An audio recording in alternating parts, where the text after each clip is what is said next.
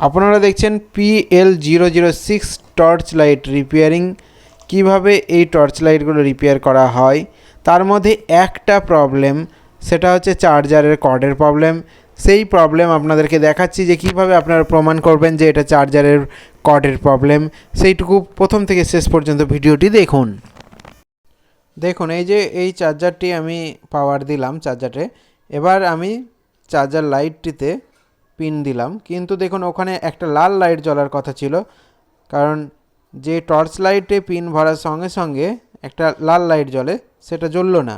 এবার আমি দেখুন একটা ভালো টর্চ নিলাম, যেটা আমি ব্যবহার করি, সেই টর্চটি নিলাম এবং সেই টর্চে কিন্তু আমি পিন লাগিয়ে দেখে নেব যে কি প্রবলেম।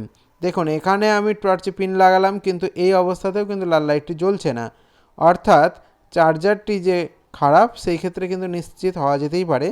এবার আমি আমার আর একটা চার্জার দিয়ে আমি দেখে নিচ্ছি। দেখুন এই চার্জার দিয়ে যেখানে হচ্ছে যে লাল লাইট কিন্তু জ্বলছে, অর্থাৎ টর্চটি আমার এই গোলাপি কালারের টর্চটি ভালো আছে এবং এই চার্জারটি যেটি পরে চেক করছি সেটিও ভালো আছে, কিন্তু যেটা মেন সমস্যার জন্য যেটা চেক করা হচ্ছে সেটা কিন্তু খারাপ আছে।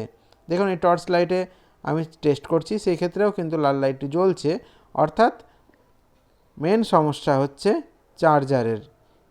এখানে একটা কথা বলে দিই যে যে সমস্ত চার্জারগুলোতে কারেন্টের পাওয়ার দিলে লাইট জ্বলে, কারেন্টের পাওয়ার দিলেই একটা লাইট জ্বলে, সেই সমস্ত চার্জারগুলো বেশিরভাগ ক্ষেত্রে ধরে নেওয়া যেতে পারে, 95% পর্যন্ত ধরে নেওয়া যেতে পারে যে সেই ক্ষেত্রে কিন্তু কর্ডেরই প্রবলেম হয়, চার্জারের প্রবলেম থাকে না, চার্জারের বডি মেশিনের প্রবলেম থাকে না, বেশিরভাগ ক্ষেত্রে কর্ডের প্রবলেম থাকে এবং সেই ক্ষেত্রে কর্ড পাল্টে নিলেই কিন্তু চার্জারটি রিপেয়ার হয়ে যায়।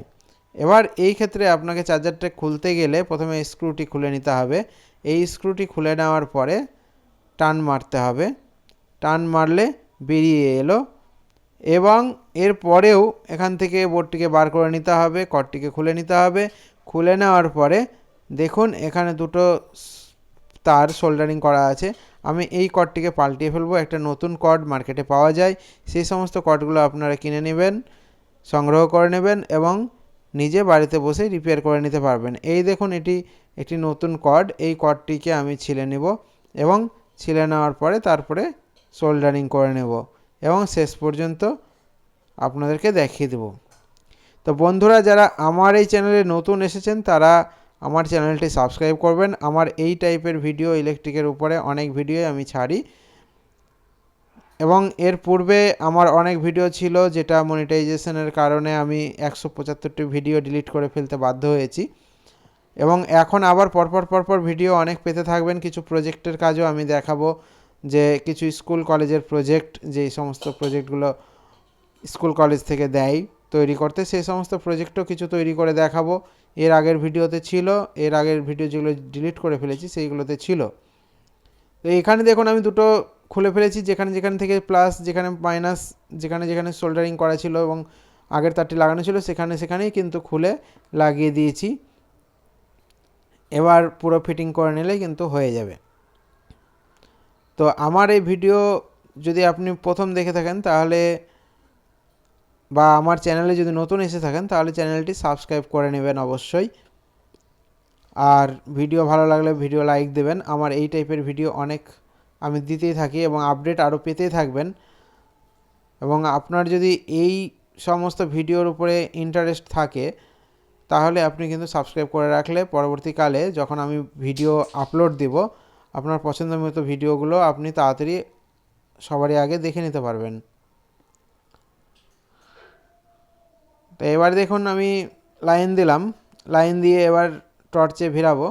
তো টর্চে পিন দিতে গেলেই কিন্তু ওখানে দেখুন লাল লাইটটি জ্বলছে, সবুজও জ্বলছে, লালও জ্বলছে। এই চার্জারটিতে দুটো লাইট পাশাপাশি দেওয়া আছে। আবার আরেকটা চার্জার দিয়ে যেটা আমি টেস্ট করলাম সেটাতে কিন্তু একটা বাল্বের ভিতরে দুটো কালার হয়, তো সেই রকম বাল্ব লাগানো আছে, দুটো ফিলামেন্ট থাকে, ওখানে 3টা পিন থাকে বলে। এবার তাহলে এখানে আমি টর্চটাতে আরেকটু আপডেট করছি, সেটা হচ্ছে টর্চটি দেখুন একটু লুজ মারছে সুইচে। তো সুইচে লুজ মারার জন্য আমি সুইচটিকে একটু ঠিক করব। দেখুন ঠোকা মারলে কিন্তু জ্বলছে, অর্থাৎ ডিস্টার্ব করছে। এবার আমি এই সুইচটিকে একটু রিপেয়ার করে নেব। তার জন্য আপনাকে এই স্ক্রুগুলোকে লুজ করতে হবে অথবা পুরোটাই খুলে নিতে হবে টর্চ লাইট। তা আমি খুলে নিচ্ছি, খুলে নেওয়ার পরে রিপেয়ার করে দেবো। দেখুন খোলা হয়ে গেছে।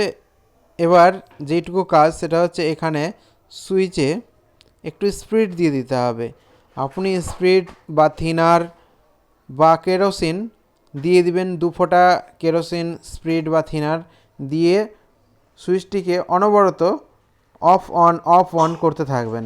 তাহলে ঘষা মাজা হলে কিন্তু ভিতরে যেইটুকু ধুলোবালি র্যাশ জমে আছে বা অনেক দিন ব্যবহার হয়নি এরকম কেসে, সেই ক্ষেত্রে হলে কিন্তু সুইচটির বেশিরভাগ ক্ষেত্রে রিপেয়ার হয়ে যায়, ঠিক হয়ে যায়, পাল্টানোর প্রয়োজন পড়ে না। এরপরে যখন আপনার আবার প্রবলেম হবে তখন কিন্তু আপনি পাল্টিয়ে নিতে পারবেন, বা সেরকম দোকানদারের কাছে গিয়ে আপনি রিপেয়ার করে নেবেন, পাল্টিয়ে নেবেন, বা সুইচ সংগ্রহ করে নিজেও করে নিতে পারেন। এবারে দেখুন আমার কিন্তু হয়ে গেছে। এবার আমি খাপ লাগিয়ে দিচ্ছি। আমার টর্চ রেডি হয়ে গেছে, সুইচ ঠিক হয়ে গেছে। নাটগুলো লাগিয়ে নেব, স্ক্রুগুলো লাগিয়ে নিলে আমার ঠিক হয়ে যাবে। ধন্যবাদ বন্ধুরা ভিডিওটি দেখার জন্য। আমার এই চ্যানেলে নতুন এলে চ্যানেলটি সাবস্ক্রাইব করে নেবেন। ভিডিওগুলো ভালো লাগলে লাইক করবেন এবং এই টাইপের ভিডিও আমার এই চ্যানেলে পেতে থাকবেন। এরপরে এই টর্চেরই আরও ভিডিও ছাড়বো, যে অনেক রকম সমস্যা হয়, ব্যাটারির সমস্যা হয়, টর্চের লাইটের সমস্যা হয়, বোর্ডের সমস্যা হয়, চার্জিং প্রবলেম, সব কিছু দেবো। ধন্যবাদ ভিডিওটি দেখার জন্য।